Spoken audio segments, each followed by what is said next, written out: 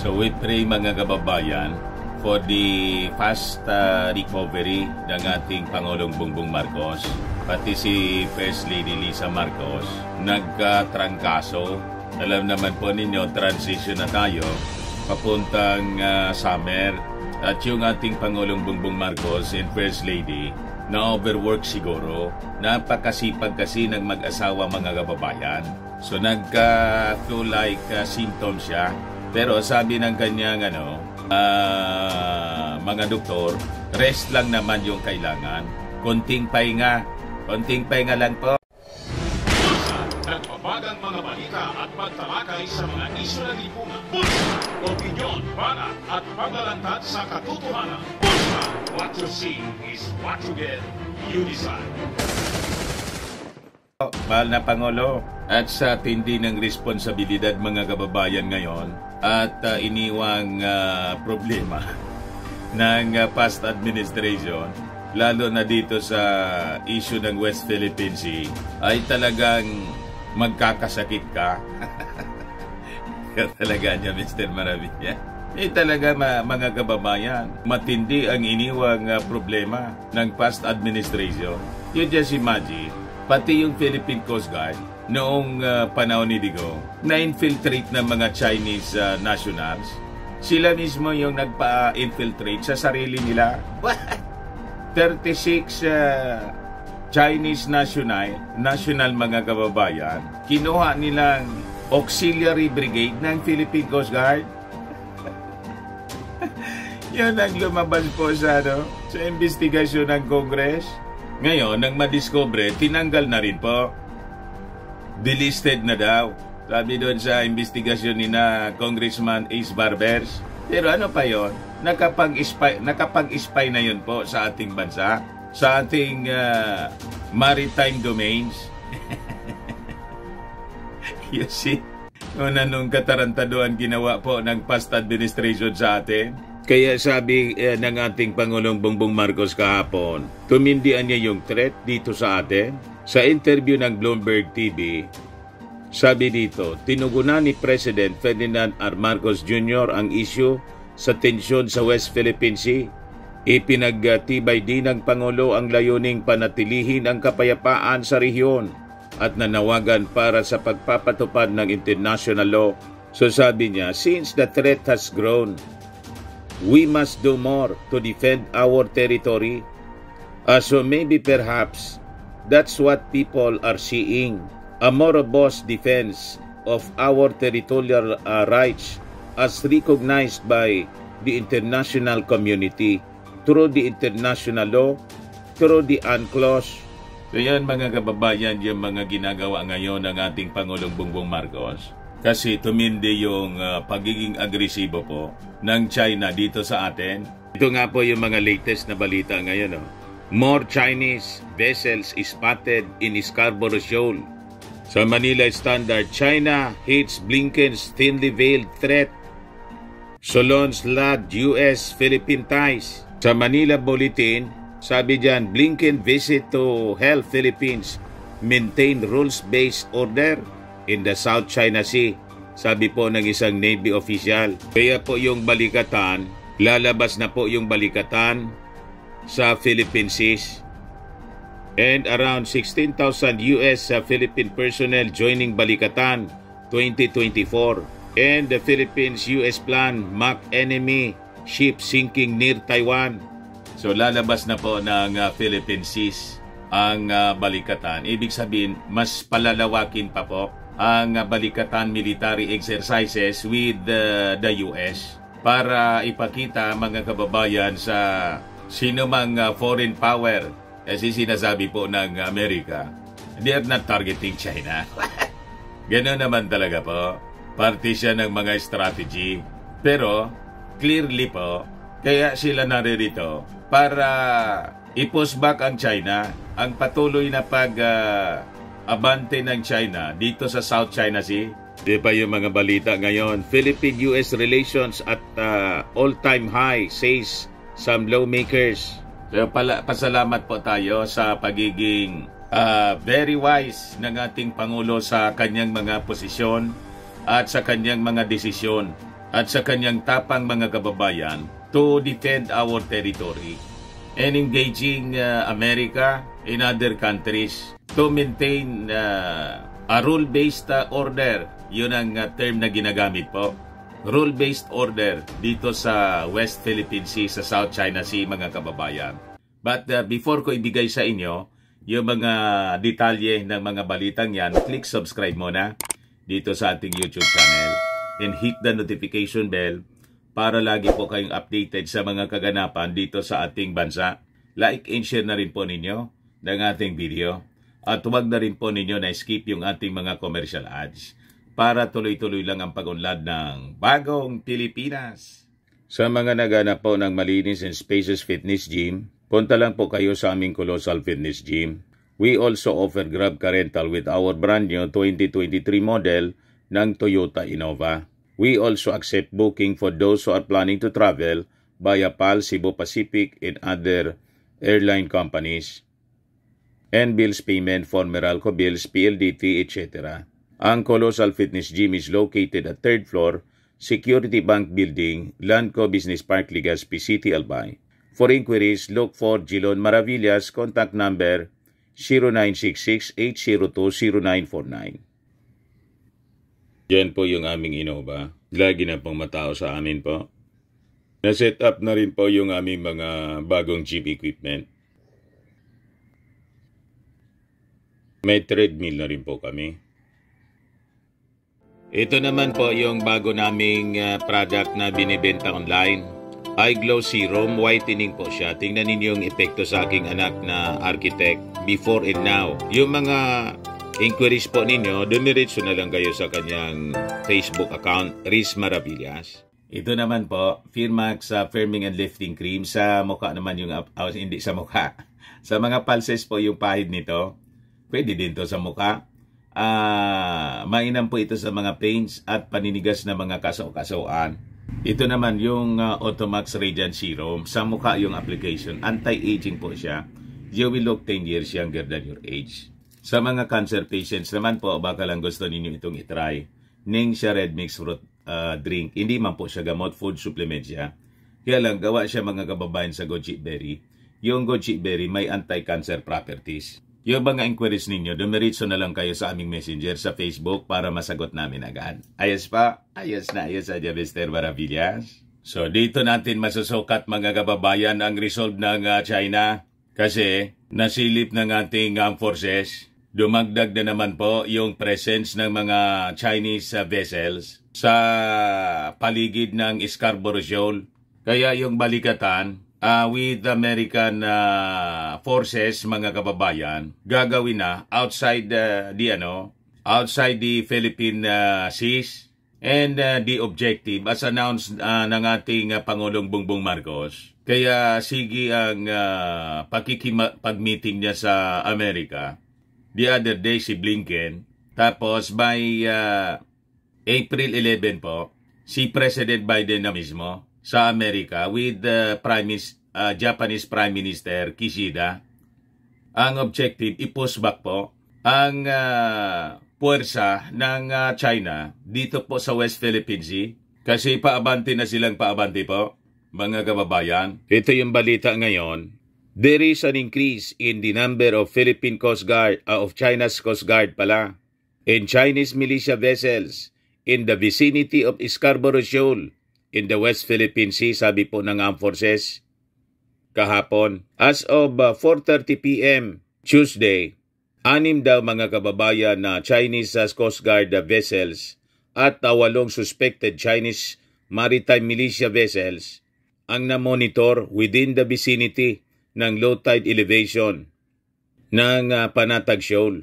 Saka yung Bajo de Masinloc, sabi ni spokesperson Colonel Francel Margaret Padilla, yung presence niya nila has been fairly constant. If we graph it over a good number of years, there was no major spike. It will become alarming if it will be beyond the capability of the South China Sea Fleet. Kaya importante talaga mga kababayan na i-push back sila kasi na may ihasa po siya. Yung mga Chinese, ladong na-embolden sila during the past administration. pati yung Coast Guard natin, na-infiltrate po. Na-infiltrate kasi nayaan na magpa-infiltrate mismo. Tingnan ninyo itong balita dito sa Manila Bulletin. Chinese nationals were able to operate within the Philippine Coast Guard for the past 2 to 3 years, or maybe even longer, as part of the agency's auxiliary force. Yan na na-discover po sa investigasyon ng 36 Chinese ng Congress. Were they spying on us? Tanong mga kababayan ni Congressman Ace Valdez. Matindi mga kababayan na paghudas sa ating bansa. Sino niya, Mr. Maravillas, ang hudas? Alam na ninyo ang hudas kung sino. Lalo't nasa Holy Week na tayo. Next week, Holy Week na po. Pero kahit hindi po si Mana Santa, ang daming hudas dito sa ating bansa. Pakinggan ninyo yung mga Finta Kingdom vloggers. At yung mga patron nila, nagkalat mga kababayan ng hudas dito sa ating bansa. Yan po sabi dito, were they spying on us? 36 Chinese Auxiliary Force members kicked out of PCG. Chinese nationals were able to operate within the Philippine Coast Guard for the past 2 to 6 years, 3 years, or maybe longer. Pati siya ng auxiliary force. Ngayon, ang sabi, dinilis na sila since last November. Ito yung na-discover po, mga kababayan, sa investigasyon ng Senado na pinangungunahan po ni Senator Jingo Estrada. Nagtaka sila kung bakit may mga Chinese national na hinire as auxiliary force, mga kababayan ng Philippine Coast Guard. Anong pumasok sa isip ng ating Coast Guard? Bakit ganon? May underground transactions ba na nangyari para gawin ang kailangan po siguro na laliman pa? Dapat may managot talaga rito po. Heads must roll, mga kababayan. Ayan po yung investigasyon ng Congress. Malamang may pondo na involved dito. Bininta na yung ating kaluluwa. Bininta yung ating bansa. Sabi dito sa balita, PCG Commandant Admiral Ronnie Gaban told the congressman that they are now investigating the matter with the help of intelligence and national security agencies. So nangyari siya around 2 to 3 years. Some even before. So it happened during the time, mga kababayan, ng dating Pangulong Maudigs. Talaga niya, Mr. Maravillas, nakipagsabuatan. May nakipagsabuatan, mga kababayan, sa Philippine Coast Guard. Habang natutulog lang yung ating mga national officials. Kasi ngayon lang po siya na-discover. Last year, sa investigasyon ng Senado. Nakita na ninyo? Kaya ingat po tayo, mga kababayan, sa pagpipili ng ating mga leaders. So siguradong mga Chinese spies yun. Kailangan matrace natin. Hindi man nila pinapangalanan kung sino-sino ito mga Chinese auxiliary forces na inayaang na kinuha mismo ng Philippine Coast Guard at kung sino yung nag-authorize at bakit niya yun ginawa. Until today, iniimbestigahan pa, mga kababayan. So paano hindi mga embolden yung mga Chinese? May mga kasabwat sila sa mismong puwersa natin. You see? At maging sa gobyerno. Lalo na yung past administration. Kaya hirap yung ating Pangulong Bongbong Marcos sa pagsasaayos, mga kababayan, sa ating national security. Balikan natin itong mga ginagawa ngayon. So right now, around 16,000 US-Philippine personnel ang sasama po sa Balikatan 2024. Ayan po.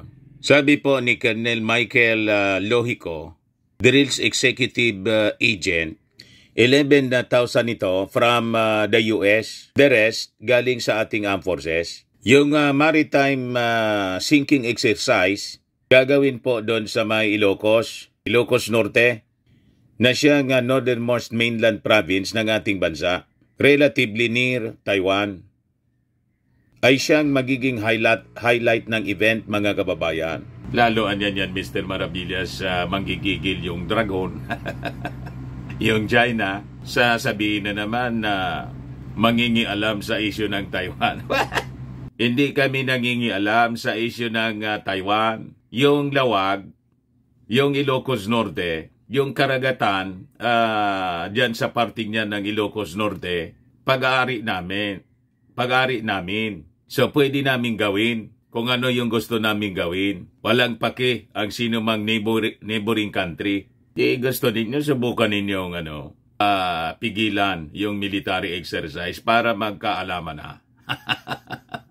Di ba? So sabi rito, the Philippines, United States, and France will also conduct a sail in the West Philippine Sea as part of the Balikatan drills. So ito po yung mga plinano na nung mga nakaraang buwan para ipakita dito sa China. This will send strong message to Chinese officials na hindi po pwede yung inyong mga pinaplano, na gusto ninyong kontrolin ang buong South China Sea at i-implement yung wala mang kumikilalang 10-dash line ninyo. Di ba? Yun ang ibig sabihin po nito. So magkakaroon po ng mock enemy ship sinking malapit sa Taiwan. So papraktisin na natin kung paano palulubugin ang isang enemy ship malapit po sa Taiwan. Klarado mga Chinese? Maglalagay sila ng pasasabuging barko. So sabi po ni Colonel Michael Lohico, Executive Agent ng Balikatan War Games, yung coastal area in La Paz Village, yun ang napili po na maging venue ng pagpapadubog ng barko.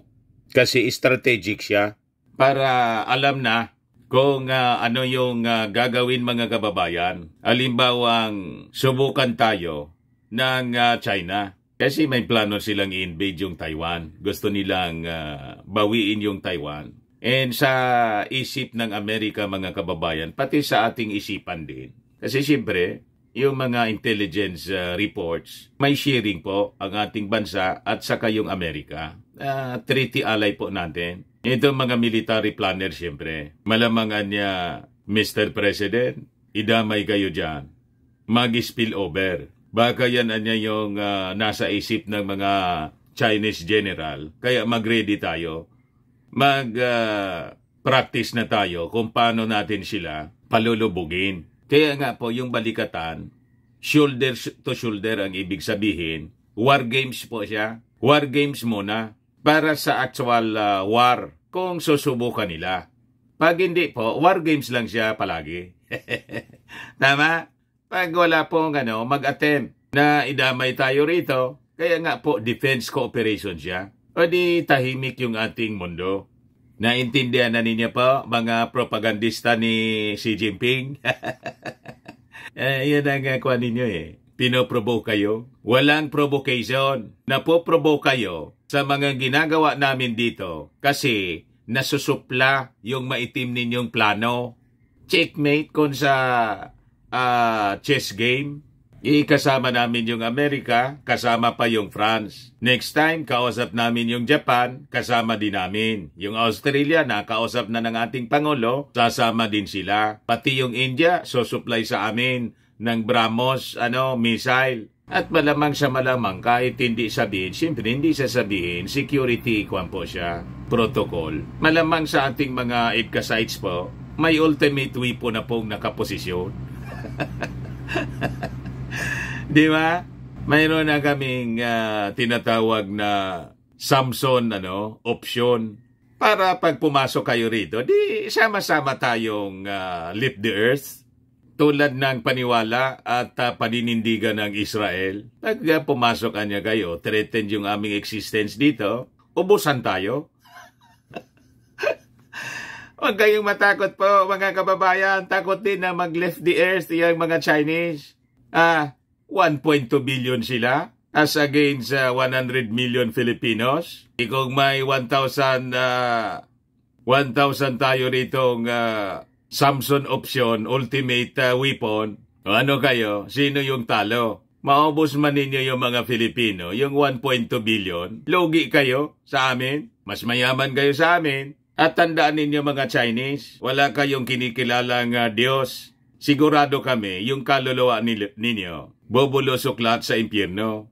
Tama po? Ganun yan eh. Paggising ninyo, si Satanas na yung kausap ninyo. Kami, we have our Lord Jesus Christ. Kaya hindi kami natatakot sa intimidation po ninyo. Sabi nga po mga kababayan, if God is with us, who can be against us? Kaya yung turo po sa Bible sa atin, do not be troubled despite tribulation. Ganun lang po. Sabi ko nga, kung walang gustong pumindot, volunteer ako kay President BBM. Para tapos na yung drama. Pag kasi po, sabi sa Bible, ang mag-iista po ng ultimate war dito, the Battle of Armageddon, wala man pong ibang makakapagpatigil niyan. Not even the United Nations po. It will be the second coming of our Lord Jesus Christ. Magbasa kayo ng Bible para hindi kayo matakot po. And be saved. Sabihin ko po sa inyo, God is in control po. Ang tao, pwede tayo magplano ng magplano. Pero po, mangyayari po yun kung ipaintulot niya. Sabi po ni King Solomon, mga kababayan, para hindi kayo matakot, mag-alala. Sabi sa Proverbs 21:31, the horse anya is made ready for the day of battle, but the victory belongs to the Lord.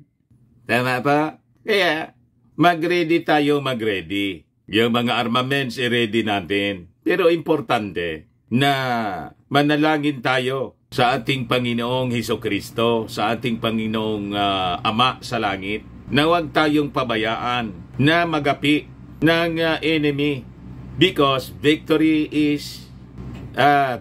belongs to the Lord. Yung mga Chinese po, wala man silang Lord. Hindi maniwala sa Diyos eh. Mga atheist sila.